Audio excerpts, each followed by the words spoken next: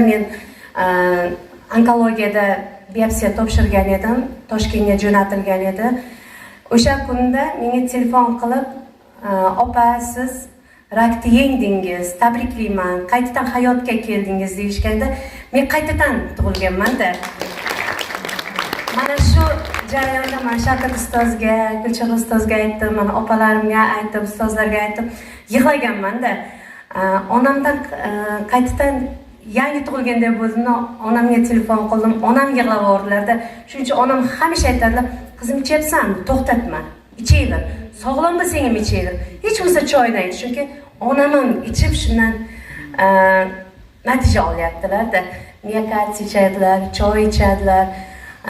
Mahsulot tugaversa, qizim telefon qiladilar, "Zakaz qilgan, kelsin, tugab qolarmiz, to'xtatmang" dedilar. "O'zing ham to'xtatma" dedilar. Men eng katta natijam shunday. Chunki Allohimga shukr, 4 nafar farzandimni bag'riga meni qaytarib berdi. Va shu mahsulotlarga ham Alloh tomonidan yaratilgan, shu biz insonlarga yetkazilgan mahsulotlarni borligiga ham shukronat keltiraman. Rahmat sizlarga.